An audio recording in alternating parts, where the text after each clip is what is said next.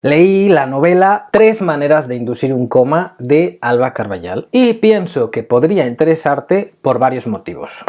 1. Es como si Almodóvar, Eduardo Mendoza y Eduardo Mendicuti hubieran tenido un bebé. 2. Tiene un sentido del humor difícil de encontrar en España. Ácido e irónico. 3. Es una parodia de la picaresca española que se mezcla descaradamente con la novela policíaca. 4. Le escribió una gallega nacida en 1992. Y 5. Es una de las pocas obras literarias que yo conozca en la que un personaje principal es una mujer transexual en plena transición y, aunque es una persona horrible, vive su transexualidad con orgullo. Y 6. La historia te ayudará a comprender si tú eres una persona que lleva las riendas de su vida o se abandona al fracaso. ¿Cómo la ves?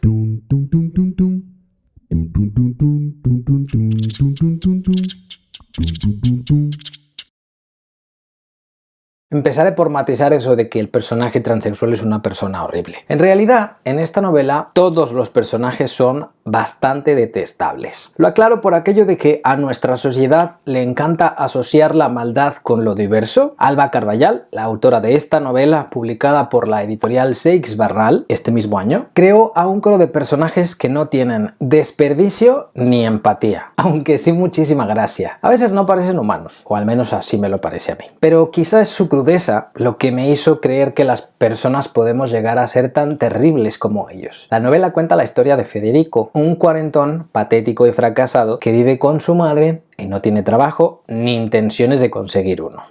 Un día, Federico recibe una llamada telefónica en la piscina que frecuenta porque no tiene un teléfono en casa. Le ofrecen un trabajo.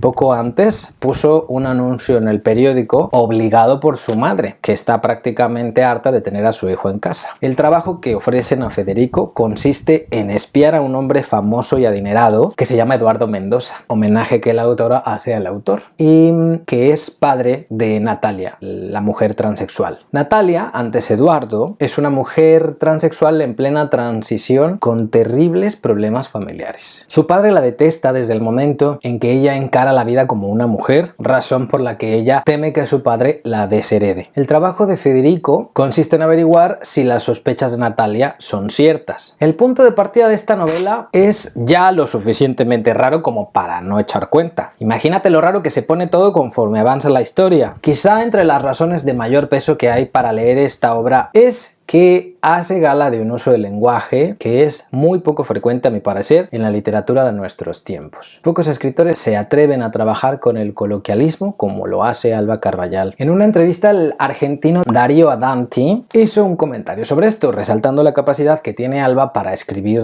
literatura de muy alta calidad, alejándose de las pretensiones y poniendo énfasis en la historia, sin descuidar un solo momento el uso esperpéntico del lenguaje con que los propios personajes cuentan. Lo del esperpento ya es cosecha mía. Esta obra literaria es claramente una novela. Sin embargo, en ella vas a encontrar cartas, escenas guionizadas de televisión, monólogos abundantes e incluso, aunque muy puntualmente, un narrador en tercera persona. La destreza que la autora demuestra con el uso de la técnica narrativa es llamativo y también, diría yo, eficaz.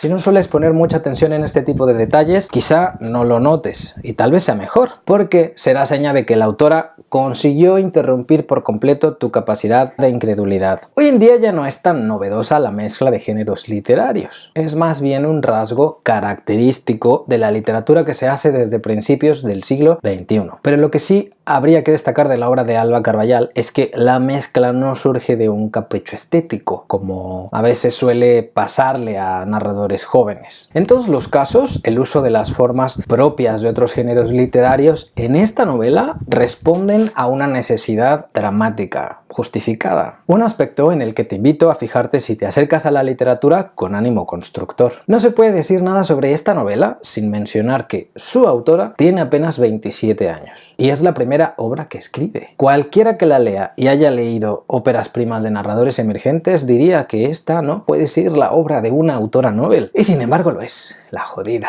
La escribió durante su estancia en la Fundación Antonio Gala y, contrario a lo que todos piensan sobre autores jóvenes, Alba Carballal ha conseguido entrar al campo literario por la puerta grande, publicando su primera obra en uno de los sellos más importantes del país. Que sea pues ejemplo de que aunque sea muy difícil conseguirlo, se puede. Si tienes una buena obra literaria bajo el brazo, ¿cómo no poder? Alba Carballal declaró durante la primera presentación de la novela, que se realizó en la Fundación Antonio Gala el pasado mes de febrero, en la que participó nuestro amigo en común, el poeta y narrador Dimas Prechisle, a quien le envío un saludo grande, y a la que yo tuve el gusto de asistir, que eligió a un personaje cuarentón para poder construir a un personaje que ha tirado la toalla por completo, que ha dejado de tener esperanza en su porvenir y ahora es arrastrado por fuerzas que nada tienen que ver con su propia voluntad. Podría decir que Federico, el protagonista de esta historia, es quizá el único personaje de todos que no es terrible, ni antipático ni mala persona, como quizás sí lo puedan ser el resto de los personajes. Pero sí es desde luego un personaje patético y cuestionable en cuanto carece de criterio propio, no asume las riendas de su propio destino, se deja llevar por la vida. Según su autora, Federico no podía ser joven porque la generación a la que ella pertenece no está desencantada aún con el mundo, no ha dejado de pensar que todo está perdido y que no tiene sentido trabajarse un futuro mejor. Yo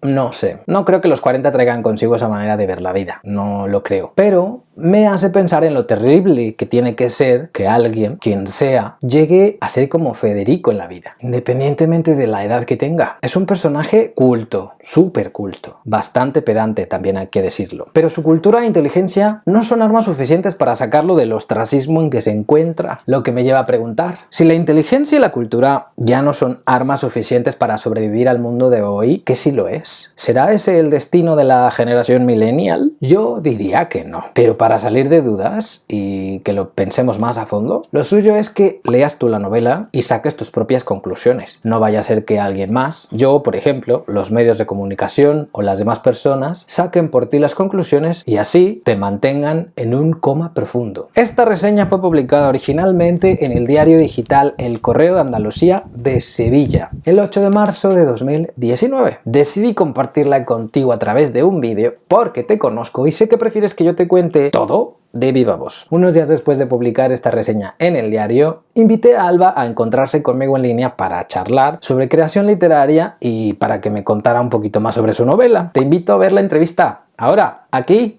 búscala. Si te gustó este vídeo, suscríbete al canal, dale me gusta y compártelo. Si ya leíste la novela de Alba Carballal, comparte tu opinión con todos los tallerícolas a través de los comentarios del vídeo. Yo soy Israel Pintor, coach literario y profesor del taller de escritura creativa. Escribe, que la vida son 2 días y en uno hay bloqueo. Chao.